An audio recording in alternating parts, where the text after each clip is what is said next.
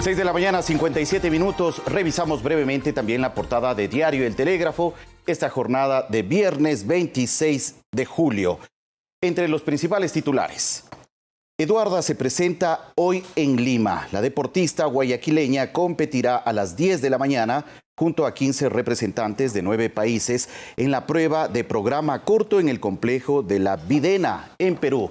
Es importante también recordar a la ciudadanía que los medios públicos transmitirán los Juegos Panamericanos para todo el país. La alcaldesa se enfoca en la seguridad en sesión solemne.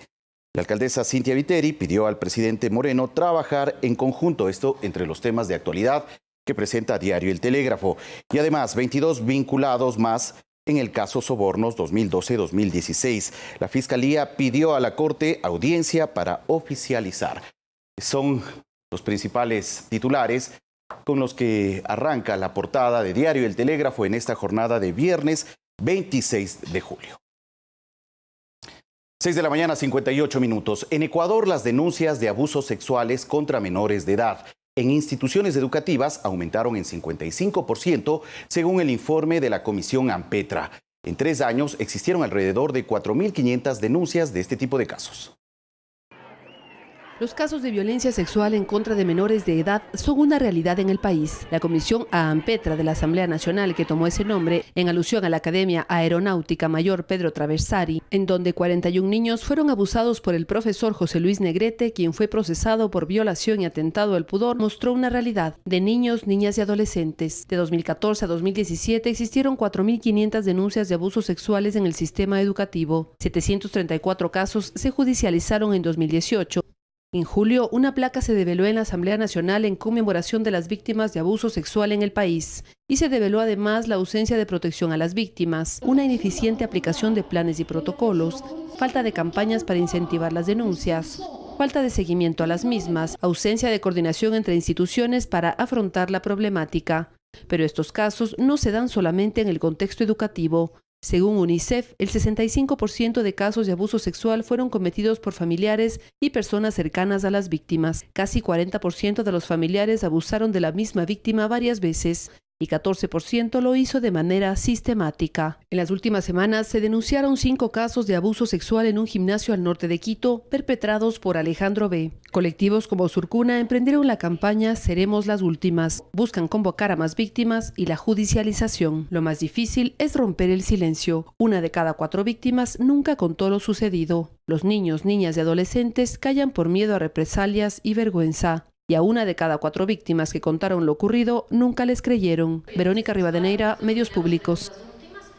7 de la mañana en punto. Se encuentra con nosotros Nicolás Reyes, secretario técnico del Consejo Nacional de Igualdad, con quien dialogaremos en los próximos minutos sobre este tema, este preocupante tema, esta serie de casos de abusos sexuales en contra de menores de edad que se siguen presentando en el país. Buenos días, Nicolás. Gracias por estar aquí en Primera Impresión. Muy buenos días, Fabricio. Un saludo cordial a todas las personas que nos están viendo en este momento. Para mí es un gusto estar aquí en este canal. Gracias, Nicolás. Siguen apareciendo nuevos casos de agresión sexual en el país. ¿Qué hacer frente a esta lacerante realidad? Bueno, Fabricio y a la ciudadanía, efectivamente en el video inicial se mostró, ¿no es cierto?, el tema de ANPETRA. Este es un informe contundente que tiene el país, se lo hizo desde la Asamblea Nacional. Recordemos que se creó una comisión justamente especializada, ANPETRA, que permitió develar la dimensión de la problemática. Y es una problemática muy compleja y una problemática que el país no había develado en muchas décadas. ¿Qué es lo que nos dice el informe ANPETRA? Es precisamente que lo que necesita el país es renovar una serie de elementos que no están funcionando bien. Por ejemplo, en primer lugar, todo lo que es el tema de la función judicial, se necesita allí claramente y en temas muy específicos se necesitan más médicos, más peritos, se necesitan efectivamente jueces y juezas especializadas en materia de violencia. El país no tiene especialistas en materia de violencia sexual, tiene muy pocos especialistas. Y el ámbito social, digamos, ministerios como el Ministerio de Educación, el Ministerio de Inclusión Económica y Social, necesitan activar con mucha más fuerza campañas de prevención, campañas de concientización, de formación, ¿no es cierto?, a los miembros familiares y formación también a todos los docentes, por ejemplo, autoridades de los colegios, de escuelas. Se necesita una gran campaña de prevención, se necesita, ¿no es cierto?, también servicios especializados como servicios de acompañamiento psicológico para las víctimas y efectivamente también el Estado necesita invertir más recursos, más esfuerzos en materia de violencia sexual. 4.500 casos reportados en los últimos 3 años y de esta cifra, que posiblemente puede ser mucho mayor, ya entrando a la realidad, apenas 734 casos han sido judicializados. Hay una judicialización apenas muy pequeña de estos miles de casos que se reportan diariamente en el país. Sí, efectivamente, cabe recordar como contexto que el país está conmemorando 30 años de haber firmado la Convención por los Derechos de los Niños, Niñas y Adolescentes. Y en el país ha habido desde esa época acá avances importantes en materia de derechos de niñez y adolescencia. Se puede nombrar el tema de reducción de la pobreza, de mayor inserción educativa. Se puede también hablar, digamos, de haber posicionado el tema de los derechos de niños, niñas y adolescentes. Pero justamente todos los indicadores nos hablan que en tema de violencia es un tema que el país no ha logrado avanzar en las últimas décadas. Violencia física, ¿no es cierto?, violencia psicológica y violencia sexual contra los niños, niñas y adolescentes. Entonces, lamentablemente en el país todavía existe una cultura de pensar, ¿no es cierto?, que los niños tienen que ser disciplinados con golpes, que los niños tienen que aprender, digamos, por medio de la violencia. Y existe algo, lo que se conoce, digamos, en la bibliografía especializada sobre este tema, una naturalización de la violencia. Y eso pasa también mucho con el tema de la violencia sexual.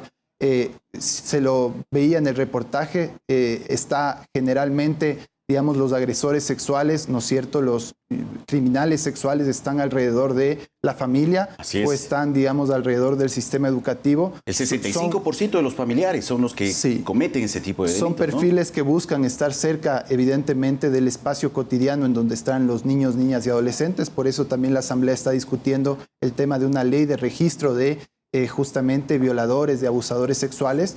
Y efectivamente muchos de esta naturalización de la problemática durante mucho tiempo se silenció. Hubo una suerte de silencio social en torno a la violencia sexual.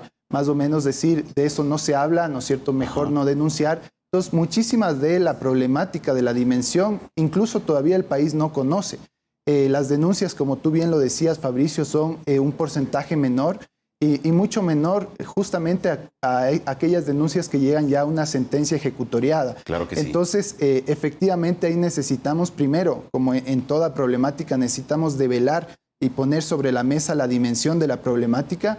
Y en segundo momento, algo que es clarísimo es que las instituciones debemos cumplir las recomendaciones de la Comisión ANPETRA. En el informe de la Comisión ANPETRA existe ministerio por ministerio, secretaría por secretaría la problemática y recomendaciones muy concretas que las autoridades están mandadas a cumplir. Bueno, hoy es momento de la responsabilidad y corresponsabilidad de las autoridades para poder asumir esas recomendaciones que arroja la Comisión ANPETRA y finalmente poder trabajar para combatir este problema que se registra a diario en nuestro país. Por supuesto, y ahí hay algunos elementos que yo sí quisiera posicionar y que se pueden ya, sabiendo la problemática, la pregunta es, ¿qué hacer? Exactamente, ¿cuáles son las acciones inmediatas que se deben asumir? Entonces, las acciones inmediatas, digamos, pasan por justamente, ¿no es cierto?, tener un gran acuerdo nacional y que parte de los diálogos que ahorita se están generando implica que el eje de violencia es un eje prioritario en política pública y eso merece que las autoridades nacionales y autoridades locales que también ahorita están iniciando sus gestiones, pongan este tema a una implementación. ¿Qué quiero decir con esto? Tenemos varias normativas en el país. El Código de la Niñez y Adolescencia, tenemos el Código de Ordenamiento Territorial, tenemos la Ley de Erradicación de la Violencia contra las Mujeres, contra las niñas. Eso debe llevarse a la política pública y para eso también se requieren recursos. Entonces es importante que en la proforma, ¿no es cierto?, del Estado se tenga contemplado un tema de incrementar los recursos para combatir y prevenir los temas de violencia. En el sistema educativo, ¿no es cierto?, se necesita, dentro de la propia malla curricular, se necesita abordar los temas de violencia, abordar los temas de derechos humanos, de derechos de los niños, niñas y adolescentes. Se necesitan servicios especializados. La Secretaría de Derechos Humanos tiene los CEPES, que son los servicios especializados de protección especial, que brindan acompañamiento psicológico.